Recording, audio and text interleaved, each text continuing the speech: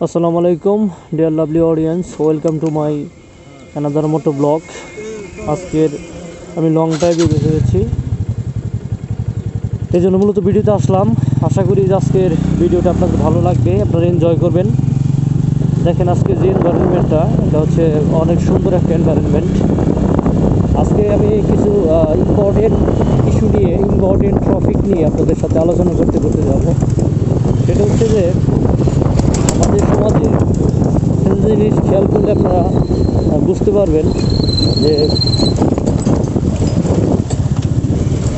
আমাদের সমাজে যে সমস্ত বিবাহ বিচ্ছেদগুলো হচ্ছে, এগুলার মূলে আমি যেটা মনে করি যে কিছু ভুল শিক্ষা কাজ করে।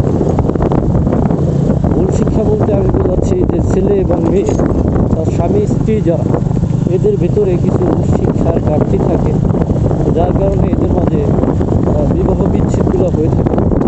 প্রথমত যে কারণটা আমি মনে করি সে হচ্ছে যে একে অপরকে বুঝতে না পারা, ভুল বোঝাবুঝি হওয়া, এটা একটা কারণ।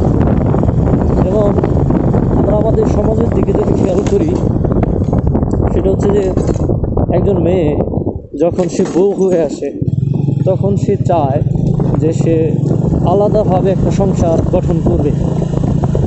আবার এই মেয়েটাই যখন বয়স্ক হয়, ছেলে বিয়ে করায়, যখন সে নিজে শাশুড়ি হয়, তখন সে আন্দোলন করে ছেলের বউয়ের সাথে থাকা। অর্থাৎ যে মেয়েটা ইয়াং বয়সে, যুবতী বয়সে যখন বউ হয়ে আসে, তখন আলাদা হয়ে সংসার গঠন করার জন্য তারা আন্দোলন করে। আবার এই মেয়েটাই যখন আবার শাশুড়ি হয়, তখন আবার ছেলের বউদের একসাথে নিয়ে খাওয়ার জন্য আন্দোলন। এটা হচ্ছে আমাদের সমাজে একটা মানে মরণ ব্যাধির মতো, এটা ক্যান্সারের মতো একটা রূপ ধারণ করেছে।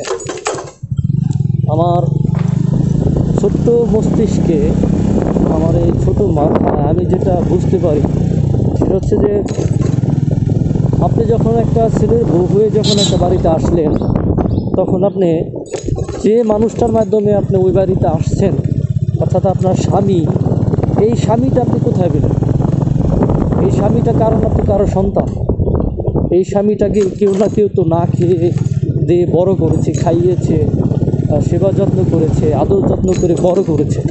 তখন আপনার এই বোধটা কোথায় ছিল যে আপনি শ্বশুর শাশুড়ি থেকে আলাদা হতে চাচ্ছিলেন?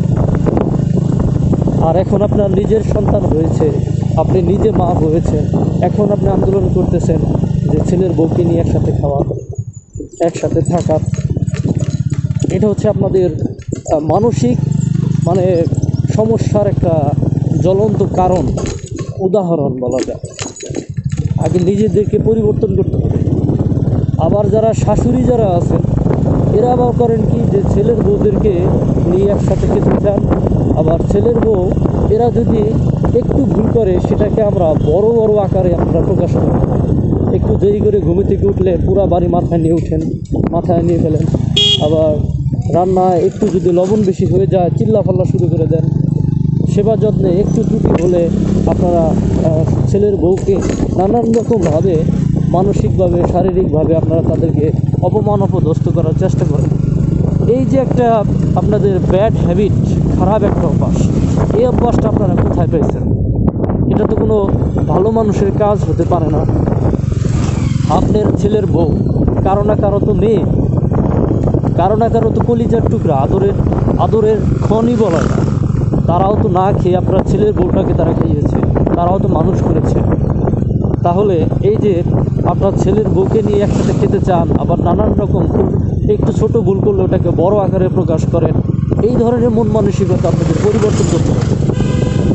অর্থাৎ একটি সংসারকে যদি টিকিয়ে রাখতে চান, একটি সংসারকে যদি ছেলে মেয়েদেরকে নিয়ে একসাথে খেতে চান, বা শ্বশুর শাশুড়িকে নিয়ে একসাথে খেতে চান, আপনাদের স্যাক্রিফাইস করা শিখতে হবে। আপনাদের শুধু খাই ভাব রাখা যাবে না, আমার এটা বলা যাবে না, বলতে হবে আমাদের। ইউনিটি থাকতে হবে, একতা থাকতে হবে আপনাদের ভিতরে। সম্মানিত দর্শক, এটা হচ্ছে যে মানুষ ভুলের ঊর্ধ্বে না। আজকের যিনি বউ হয়ে আসছে, তিনি আগামী দিনের শাশুড়ি। আবার আজকে যিনি শাশুড়ি হয়েছেন, তিনি অতীতে বউ ছিলেন। অর্থাৎ আপনাদের সংসারকে সুখের করতে হলে একে অপরকে ছাড় দিতে হবে। ছাড় না দিলে কোনোভাবেই সম্ভব না। একজন বউ হিসেবে আপনার দায়িত্ব হচ্ছে আপনার স্বামীকে সুস্থ রাখা, ভালো রাখা। এর জন্য প্রধান কাজ হচ্ছে যে আপনার শ্বশুর শাশুড়ির প্রতি যত্নশীল হওয়া। কারণ প্রত্যেকটা সন্তান চায় যে তার বউটা যেন তার মা বাবার প্রতি কেয়ারিং হয়। আবার যারা শ্বশুর শাশুড়ি যারা আছেন, এদের দায়িত্ব হচ্ছে তাদের সন্তানকে ভালো রাখা, তাদের ছেলেকে ভালো রাখা। আর ছেলেকে ভালো রাখার মেইন ঔষধ হচ্ছে তাদের বউয়ের সাথে ভালো ব্যবহার করা। বউয়ের সাথে ভালো ব্যবহার করবেন, দেখবেন যে আপনাদের ছেলে ভালো থাকবে, আপনাদের ছেলেরা অটোমেটিক্যালি ভালো থাকবে। কোনো সমস্যা, কোনো হীনমন্যতা তাদের মনের ভিতরে জন্মাবে না। তো সম্মানিত দর্শক, আমি আমার ব্লগটাকে এখানে আপাতত শেষ করছি। সবাই ভালো থাকবেন, সুস্থ থাকবেন।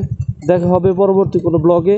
আর যারা ইউটিউব থেকে আমার ভিডিওটা দেখছেন, আমার চ্যানেলটাকে সাবস্ক্রাইব করবেন। যারা ফেসবুক থেকে দেখছেন, একটা ফলো দিয়ে দেবেন। সকলকে অসংখ্য ধন্যবাদ। আসসালামু আলাইকুম।